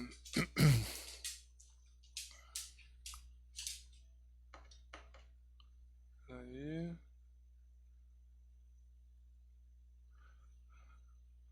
Luciano Silva está falando assim, não é fácil mesmo. Os apegos são. Não é fácil mesmo. Os apegos são difíceis de serem deixados. Ainda temos muito a aprender. Por isso Jesus disse: quem são minha mãe e meus irmãos? Boa noite a todos. Sim, sim. É por isso que a gente estuda o outro livro de quinta-feira, que é o Impermanência e Mortalidade. A gente ainda tem muito que aprender. E a nossa maior lição é justamente esse trabalho do desapego, né? Porque nós invariavelmente seremos sujeitos a condições, a situações em que o desapego será treinado, tá? Tanto das pessoas e das coisas que partem ou deixam de existir na nossa vida, como nós que em algum momento partiremos e deixaremos de existir fisicamente na vida de outros, tá bom? Vamos continuar a leitura. Quando o amor não sabe dividir-se, a felicidade não consegue multiplicar-se. A conversação prosseguia valiosa e animada quando Abelardo e Celina chegaram até nós. Vinham reconfortados, felizes. Em companhia da esposa, o novo amigo parecia mais leve e radiante, como se lhe absorvesse a vitalidade e a alegria. Noite que Hilário Notei que Hilário, pela expressão fisionômica, trazia consigo um novo mundo de indagações a exteriorizar. Contudo, Aulus advertiu: sigamos, é necessário agir com presteza. Em breve tempo, penetramos nebulosa região, dentro da noite. Os astros desapareceram dos nossos olhos. Tive a impressão de que o piche gaseificado era o elemento preponderante naquele ambiente. Então, um ambiente bem pesado, né? Então, é um ambiente bem pesado, não se conseguia ver ao longe, é um ambiente de vibrações bem densas, tá? Em derredor proliferavam soluços e imprecauções, mas a pequenina lâmpada que Abelardo agora empunhava auxiliava-nos, não nos permitia enxergar senão o brilho estreito que nos cabia percorrer. Findos alguns minutos de marcha, atingimos uma construção mal iluminada, em que vários enfermos se demoravam, sob a assistência de enfermeiros atenciosos. Entramos. Aulus explicou que estávamos ali diante de um hospital de emergência, dos muitos que se estendem nas regiões purgatoriais. Tudo pobreza, necessidade, sofrimento. Esse é o meu templo atual de trabalho, disse-nos Abelardo, orgulhoso de ser ali uma peça importante na máquina de serviço. O irmão Justino, diretor da instituição, veio até nós a cumprimentar-nos. Pediu escusas por lhe não ser possível acompanhar-nos. A casa jazia repleta de psicopatas desencarnados e não poderia, dessa forma, deter-se naquele momento. Deu-nos, porém, a permissão para agir com plena liberdade. A desarmonia era efetivamente tão grande no local que não pude suportar meu espanto. Como cogitar o reajuste num meio atormentado quanto aquele?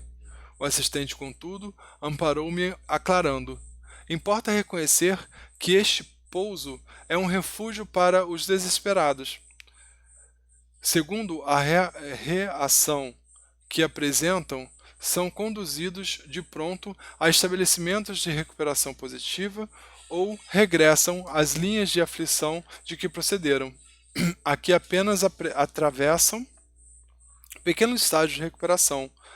Alcançáramos o leito simples em que Libério, de olhar esgazeado, se mostrava distante de qualquer interesse pela nossa presença. Enxergava-nos impassível, exibia o semblante dos loucos, quando transfigurados por ocultas flagelações. Um dos guardas veio até nós e comunicou a Abelardo que o doente, trazido à internação, denotava crescente angústia. Aulus auscultou-o paternalmente e em seguida informou o pensamento da irmã encarnada que o nosso amigo vampiriza está presente nele, atormentando-o. Acham-se ambos sintonizados na mesma onda. É um caso de perseguição recíproca. Os benefícios recolhidos no grupo estão agora eclipsados pelas sugestões arremessadas de longe. Tenho então aqui, aleguei, um símile perfeito do que verificamos comumente na Terra, nos setores da mediunidade torturada. Médiuns existem que, aliviados dos vexames que recebem por parte de entidades inferiores, depressa como que lhes reclamam a presença, religando-se a elas automaticamente, embora o nosso mais sadio propósito de libertá-los. Sim, provocou o orientador. Enquanto não lhes modificamos as disposições espirituais, favorecendo-lhes a criação de novos pensamentos, jazem no regime da escravidão mútua, em que obsessores e obsediados se nutrem das emanações uns dos outros, temem a separação pelos hábitos cristalizados em que se associam, segundo os princípios da afinidade, e daí surgem os impedimentos para a dupla recuperação que lhes desejamos. O doente fizera-se mais angustiado, mais pálido. Parecia registrar uma tempestade interior, pavorosa e incoercível. Tudo indica a vizinhança da irmã que se lhe apoderou da mente. Nosso companheiro se revela mais dominado, mais aflito. Mal acabara o orientador de formular o seu prognóstico, e a pobre mulher, desligada do corpo físico pela atuação do sono, apareceu à nossa frente reclamando feroz. Libório, Libório, por que te ausentaste? Não me abandones. Regressemos para nossa casa. Atende, atende. Que vemos? Exclamou Hilário intrigado. Não será esta a criatura que o serviço desta noite pretende isolar das más influências? E porque o orientador respondesse de modo afirmativo, meu colega continuou. Deus de bondade, mas não está ela interessada no reajustamento da própria saúde? Não roga socorro à instituição que frequenta? Isso é o que ela julga querer, explicou Aulus cuidadoso. Entretanto, no íntimo, alimenta-se dos fluidos enfermiços do companheiro desencarnado e apega-se a ele instintivamente. Milhares de pessoas são assim. Registram doenças de variados matizes e com elas se adaptam para mais segura acomodação com o menor esforço. Dizem-se prejudicadas e inquietas, todavia, quando se lhes subtrai a moléstia de que se fazem portadoras, sentem-se vazias e padecentes, provocando sintomas e impressões com que evocam as enfermidades a se exprimirem de novo em diferentes manifestações, auxiliando-as a cultivar a posição de vítimas na qual se comprazem. Isso acontece na maioria dos fenômenos de obsessão.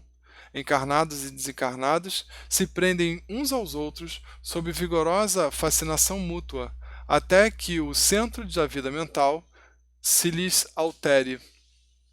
É por esse motivo que, em muitas ocasiões, as dores maiores são chamadas a funcionar sobre as dores menores, com o objetivo de acordar as almas viciadas nesse gênero de trocas inferiores. A esse tempo, a recém-chegada conseguira abeirar-se mais intimamente de Libório, que passou a demonstrar visível satisfação. Sorria ele agora à maneira de uma criança contente. Identificando, porém, a presença de Dona Celina, a infeliz bradou colérica: "Quem é essa mulher? Dize!" Nossa abnegada amiga avançou para ela com simplicidade e implorou: "Minha irmã, acalme-se. Libório está fatigado e enfermo. Ajudemo-lo a repousar." A interlocutora não suportou o olhar doce e benigno e, longe de reconhecer a prestimosa médium do grupo a que se associara, enseguecida de ciúme, gritou para o enfermo palavras amargas que não seria lícito reproduzir, e abandonou o recinto em desabalada carreira. Libório mostrou evidente contrariedade. Aulus, contudo, Libório, contudo, aplicou-lhe passes, restituindo-lhe a calma. Em seguida, o assistente nos disse amorável: "Como vemos, a bondade divina é tão grande que até os nossos sentimentos menos dignos são aproveitados em nossa própria defesa. O despeito da visitante, encontrando Celina junto do enfermo, dar-nos-á trégua valiosa, de vez que teremos algum tempo para auxiliá-lo nas reflexões necessárias. Quando acordar no corpo carnal, pela manhã, nossa pobre amiga lembrar-se-á vagamente de haver sonhado com Libório, ao lado de uma companheira, pintando um quadro de impressões de seu bel prazer, a seu bel prazer. Portanto, cada mente vê nos outros aquilo que traz em si mesma." Abelardo estava satisfeito, acariciava o doente, antevendo-lhe as melhoras. Hilário, semi-espantado, considerou: "O que me assombra é reconhecer o serviço incessante por toda parte, na vigília e no sono, na vida e na morte." Respondeu Aulo sorrindo: "Sim, a inércia é simplesmente ilusão, e a preguiça é fuga que a lei pune com as aflições da retaguarda. Mas nossa tarefa estava agora cumprida, e por isso afastamo-nos. Daí a minutos, despedimo-nos. Prometeu o assistente reencontrar-nos para continuidade de nossa observação na noite seguinte." E assim acaba o capítulo. É bem interessante, né? Bem interessante a percepção que a gente precisa ter de que toda história tem dois lados, certo? Então, o que significa? O que eu quis dizer com isso? Toda história tem dois lados. Que por afinidade nós nos aproximamos de alguém que por afinidade se aproxima de nós, certo? Então, se o interesse é mútuo, existe uma união, tá? Se o interesse não é mútuo, existe uma obsessão horrível, né? Se uma pessoa quer ir, a outra quer que ela fique, né? Existe um conflito, certo? E esse conflito ele ganha mais força quando ele encontra no outro aquilo que o outro não está vendo em si, porque ainda não trabalhou esse autoaprimoramento. Lembre-se lá do que eu falei, estava conversando com o... Peraí, com o... Não foi com o Thiago, não. Ou foi? Peraí.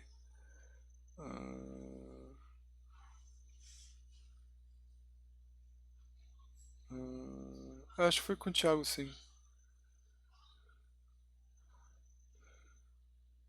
Enfim, aquilo que eu estava conversando, que justamente existe uma uma dificuldade na nossa compreensão de nós mesmos, e tudo que não compreendemos sobre nós mesmos fica no nosso inconsciente. Essa parte inconsciente, ela se torna consciente sempre que ela recebe um estímulo por afinidade, certo? Então, quando encontramos algo que se assemelhe ou se afinize com aquilo que não reconhecemos dentro de nós, porque não tornamos conscientes, porque ainda não somos seres plenamente conscientes, ou seja, não conhecemos muito de nós mesmos ainda, nós projetamos esse sentimento em alguém, em outro. Mas esse sentimento é um sentimento que existe dentro de nós. Então, por exemplo, quando um homem imagina a mulher ideal, ele não está imaginando uma mulher ideal do lado de fora, mas sim aquela perfeição que ele imaginou de mulher, que ele projeta num ser que se afiniza com os seus interesses. Tá? E aí por isso que existe a desilusão. A desilusão ela existe justamente porque estamos projetando um ser que não existe, porque ele está dentro de nós, ele não está do lado de fora, ele está do lado de dentro, tá? Num ser que existe e que tem as suas próprias particularidades e individualidades, certo? O próprio Aulus, na sua explicação, tá? Ele fala sobre isso, quando ele está falando sobre a vida e a troca dos dois, né? Ele fala assim, quer ver?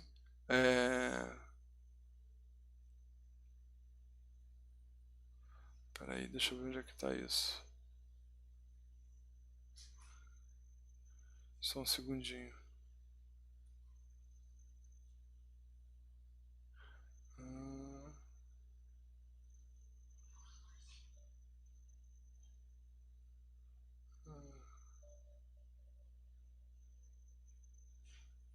Peraí.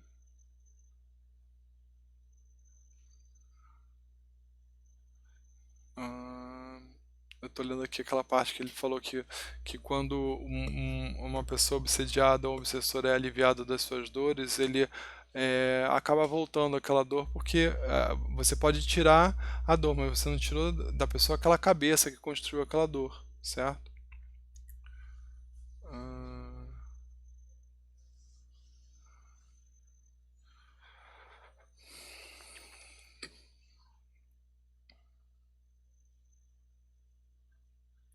Só um segundo. Realmente não estou encontrando.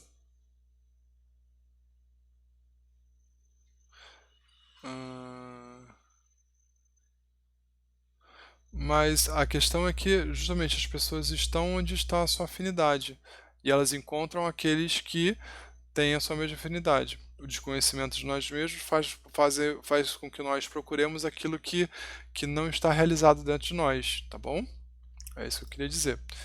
Deixa eu ver aqui no chat se tem mais alguma perguntinha.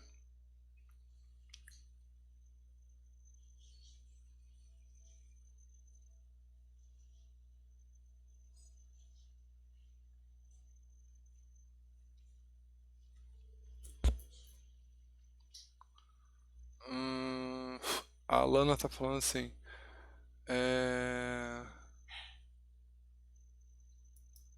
Jesus falou que o mundo passará por essa falta de amor,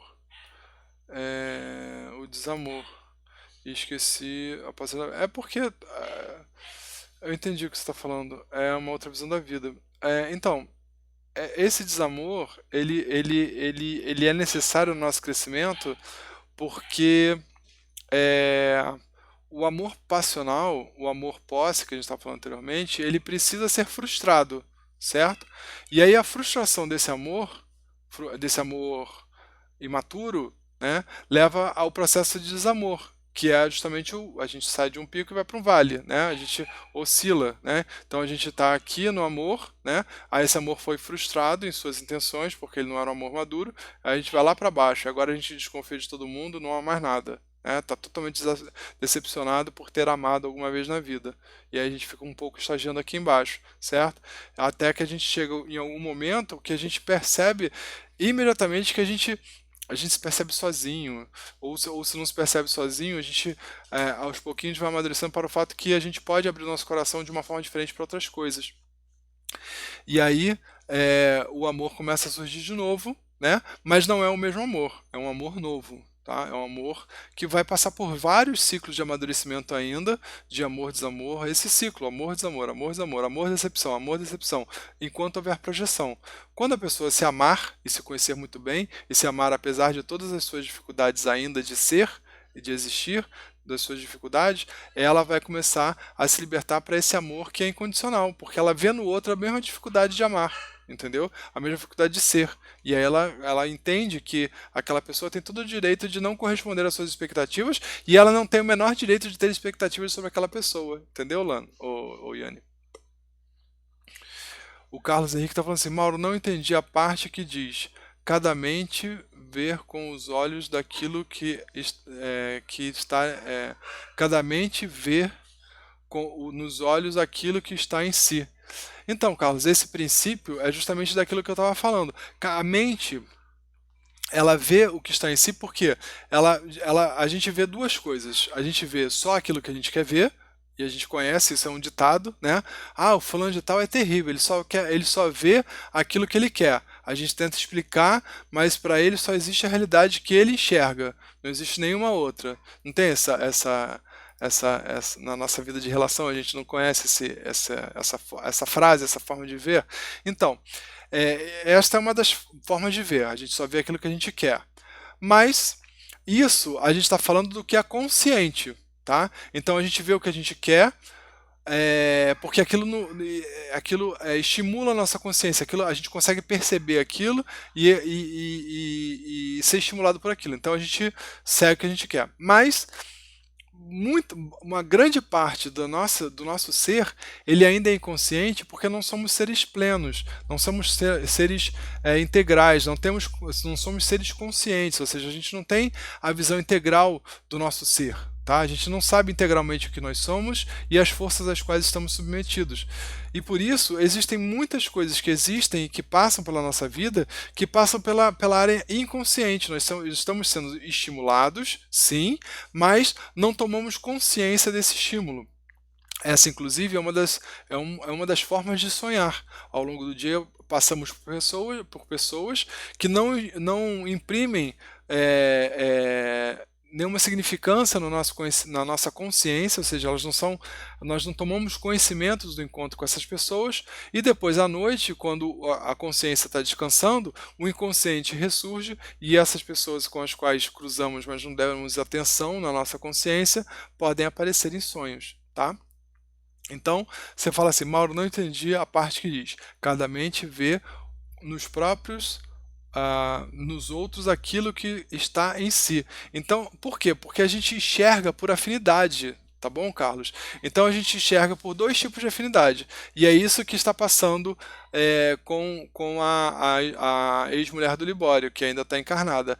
Ela vai no centro espírita buscar ajuda, tá? Porque isso é o que ela tem como consciente, é isso que ela enxerga, tá? Mas mais profundamente e inconscientemente a ela, e é por isso que a psicoterapia é super importante, para a gente trabalhar essas questões inconscientes, existe uma força nela que a move a reencontrar o ex-marido que não se conforma com o falecimento dele e que não quer ceder ele para ninguém.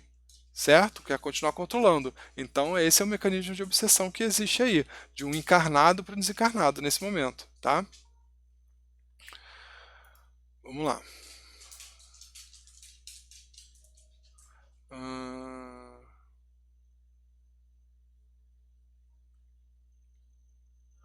A Maria Baixa está perguntando: podemos considerar uma mediunidade obsessora de encarnado para desencarnado?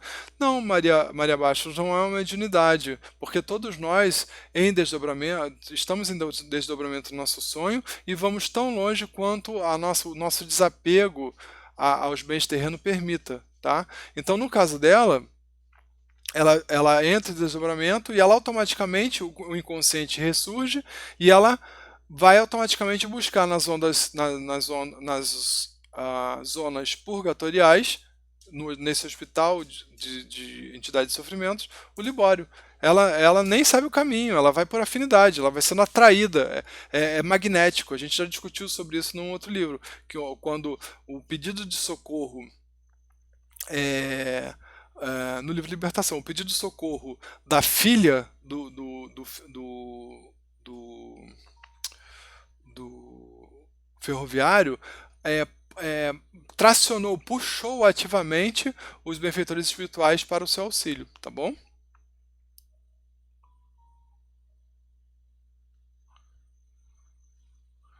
A Carmen tá falando, é como se a gente procurasse no outro o que falta em nós, mas inconscientemente, tá?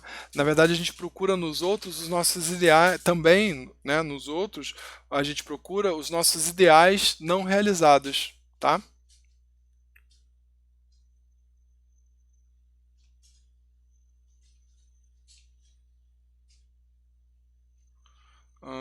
A Karina está dando depoimento falando que eu escuto muito isso na terapia. Quando falo do outro, estou falando de mim. Sim, é verdade. Porque a gente está falando do que a gente está enxergando e a gente está enxergando às vezes coisas que a gente não quer enxergar na gente, tá?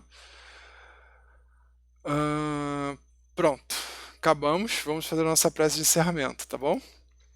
Querido Deus, amado Mestre Jesus, obrigado por essa oportunidade de estarmos todos juntos aqui. Deus, Jesus, os mentores designados para o curso, nossos amigos espirituais que se uniram a nós nesse estudo, a presença que sentimos agora, nesse momento em que conseguimos conquistar essa felicidade através da nossa concentração no foco em Jesus, no foco no aprendizado. Que possamos, Senhor, levar um pouquinho dessa percepção, desse sentimento às pessoas que encontraremos agora no final, ao final, seja pelo sono, no sono, seja as pessoas que fisicamente reencontraremos quando terminarmos os estudos. Que possamos, Senhor, carregar essa luz, sendo assim pequenos faixas de esperança na multidão em que vivemos. Permita, Senhor, que possamos ter uma boa semana de muitas reflexões, mas mais do que isso, de atos que nos levem na direção de Ti. Que possamos, então, com a Sua permissão, dar por encerrada essa noite de estudos, Senhor. Graças a Deus. Bom, gente, muito obrigado pela presença de todos, tá? Na semana que vem a gente vai ter um novo capítulo, que é o capítulo de número 15 agora, tá? Intitulado Forças Viciadas, tá bom? Uma ótima semana a todos, obrigado pela presença e pelas participações, ó. Fiquem com Deus. Um beijo.